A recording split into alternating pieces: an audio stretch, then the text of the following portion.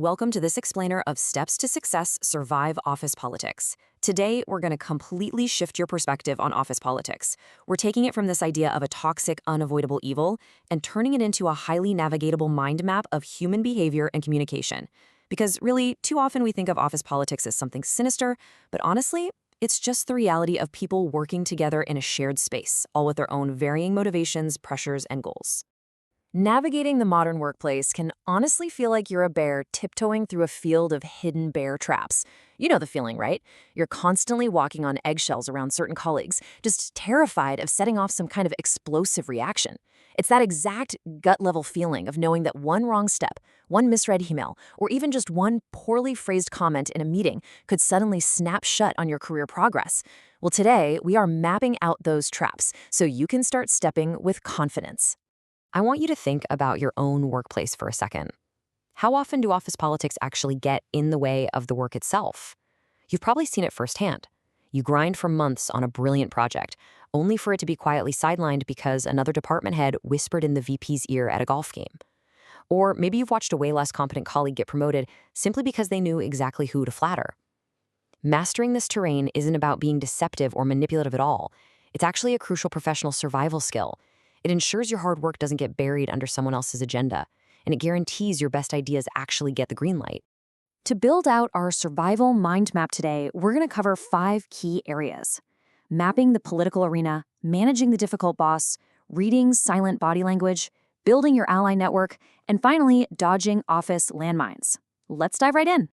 Number 1, mapping the political arena, assessing your environment. So every single office out there falls somewhere on a spectrum, and you absolutely have to map the terrain before you can traverse it. In a minimal arena, things are great, the environment is amicable, you can focus entirely on your job, and personality conflicts are incredibly rare. Moving slightly up the scale, in a moderate setup, teamwork generally rules the day, though you might see some unsanctioned influence happening subtly behind closed doors. But then, we enter the danger zones. You really need to beware the highly politicized arena. This is where who you know absolutely trumps what you know. Formal rules get completely ignored, and power cliques start forming just to protect their own interests. And finally, there's the pathological arena. If you're in an environment where daily survival means covering your back against fake-outs, malicious gossip, and active backstabbing, you might just be in a self-destructive company. Knowing exactly which arena you're standing in dictates every single move you make next.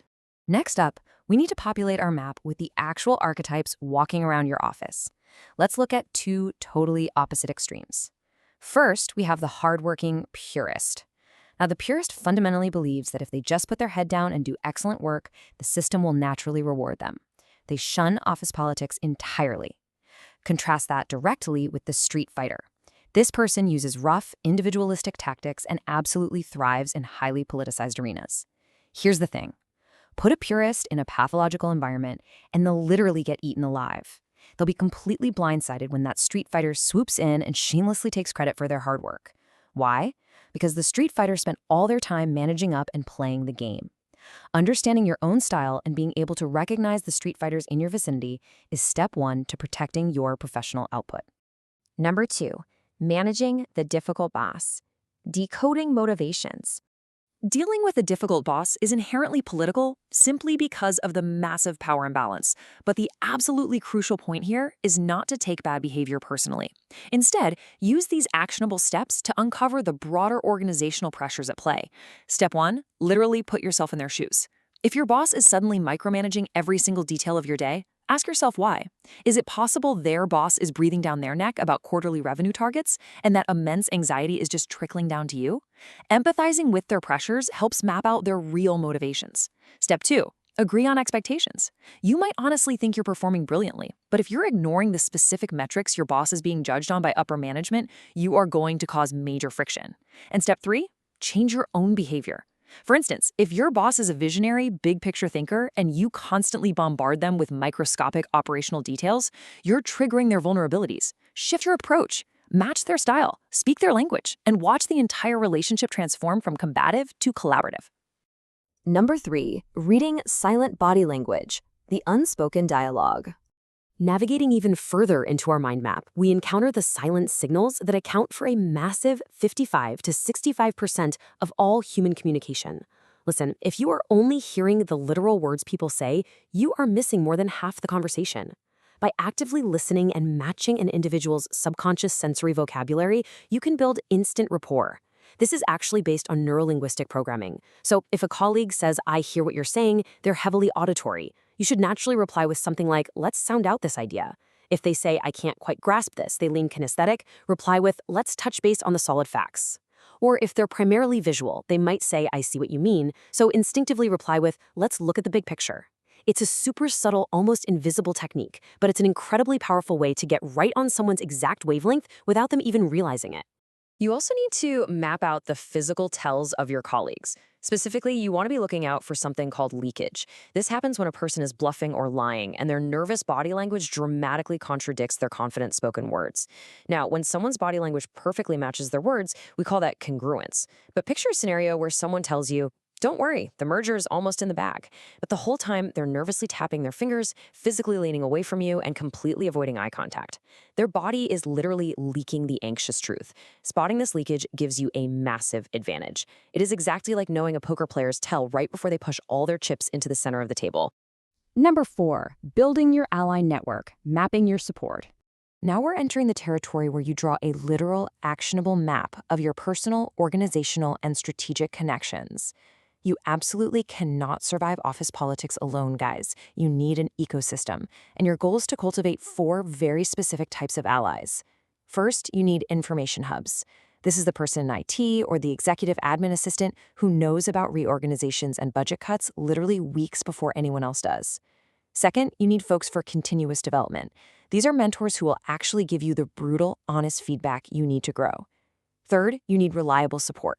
These are your safe haven colleagues. They're your trusted sounding boards for when things get overwhelmingly tough and you just need to vent without it backfiring on you.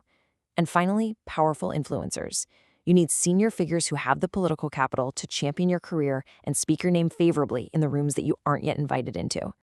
But hey, as you build these connections into your mind map, please remember the absolute golden rule of networking. Do as you would be done by. The unwritten code of ethics for navigating any organization is to completely avoid exploiting people. If you just aggressively use people as stepping stones to climb the ladder, you're going to quickly gain a toxic, unshakable reputation. Networking is a two-way street, always. Offer something of value before you ever ask for a favor. Send them a helpful industry article, anticipate a minor roadblock they might run into and solve it for them, and above all, generously and consistently say thank you.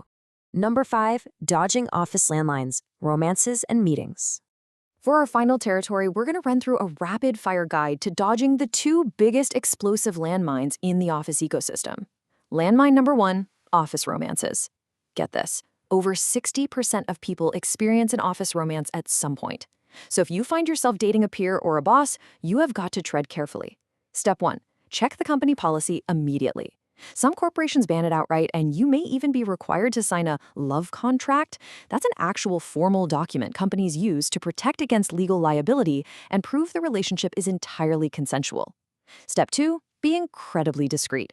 Do not give the resident office gossips a single piece of ammunition to undermine your professional credibility. And step 3, above all else, keep doing your job. Don't use the company's Slack or email for personal chats, and keep your interactions entirely professional while you're on the clock. Landmine number 2, poorly managed meetings. Meetings are practically the primary battleground where office politics suddenly boil right over into public view. If you are the host, you have to seize control immediately. First, invite only the absolute necessary people. Large crowds just breed grandstanding. Second, set a strict pace and tone, and start precisely on time. And third, tackle troublemakers directly. We all know that one person who plays devil's advocate just to hear their own voice, or who deliberately tries to hijack the agenda 5 minutes before the meeting ends.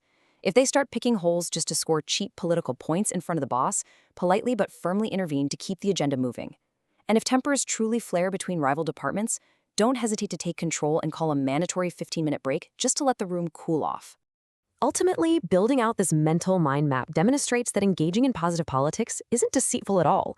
It is simply allowing your true talents to shine through a really messy, complicated human landscape. Pretending office politics don't exist won't save you. Honestly, it'll just leave you permanently sidelined. Meanwhile, the politically savvy individual, the one who took the time to understand their boss, read the room, and build a powerful network, they're the one who takes the promotion and the budget that you rightfully deserved. So, now that you have the survival map in your hands, how will you consciously adapt your style to build alliances and advance your own career? I want you to take a hard look at your workplace tomorrow morning. Try to decode those hidden agendas, watch for the subtle body language leaks in your next meeting, and start actively mapping out your ally network. The game is being played whether you realize it or not, so isn't it time you learn the rules?